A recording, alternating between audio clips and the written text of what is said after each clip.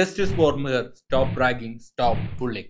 ഇതൊന്നും നടക്കാനുള്ള സാധ്യത ഒന്നും ഞാൻ കാണുന്നില്ല. കാരണം ഇതിനു മുൻപ് നടന്നിട്ടുള്ള ഇതുപോലത്തെ പല സംഭവങ്ങളും തേഞ്ഞുമാഞ്ഞ് പോയതേ ഉള്ളൂ. വളരെ സാഡിസ്റ്റ് മൈൻഡ് സെറ്റുള്ള ഒരു കൂട്ടം വിദ്യാർത്ഥികൾ ചേർന്ന് നടത്തിയ അതിക്രൂരമായ ഒരു റാഗിങ് എന്നാണ് അതിനെ പറയേണ്ടത്.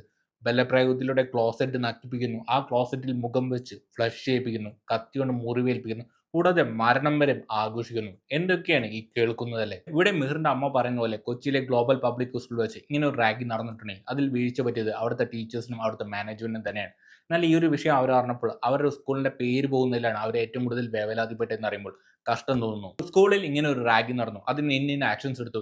ഇനി ഒരിക്കലും അത്തരം ഒരു റാഗിങ് നമ്മുടെ സ്കൂളിൽ ഉണ്ടാകില്ല എന്നൊരു ഉറപ്പല്ലേ മാനേജ്മെന്റ് കൊടുക്കേണ്ടത്. അപ്പോഴല്ലേ പാരന്റ്സിന് ആ സ്കൂളിലേക്ക് വീണ്ടും കുട്ടികളെ അയക്കാനായിട്ട് ധൈര്യം ഉണ്ടാവുള്ളൂ. ഇതിപ്പോ ഞങ്ങൾക്ക് സ്കൂൾ നടത്താനുള്ള യോഗ്യതയില്ലെന്ന് സ്വയം പറയുന്ന പോലെ. എന്നാൽ ഇപ്പൊ ഈ പ്രചരിക്കുന്നതൊക്കെ തെറ്റായ വാർത്തയാണെന്നാണ് സ്കൂൾ പറയുന്നത്. ബാക്കിയൊക്കെ എന്താവുമെന്ന് കാത്തിരുന്ന് തന്നെ കാണണം. നിങ്ങളുടെ അഭിപ്രായങ്ങൾ തീർച്ചയായും കമന്റ് ചെയ്യണമെന്ന് പറഞ്ഞോളൂ. ഞാൻ നിർത്തുന്നു. It's miss Nitin on Maldo express.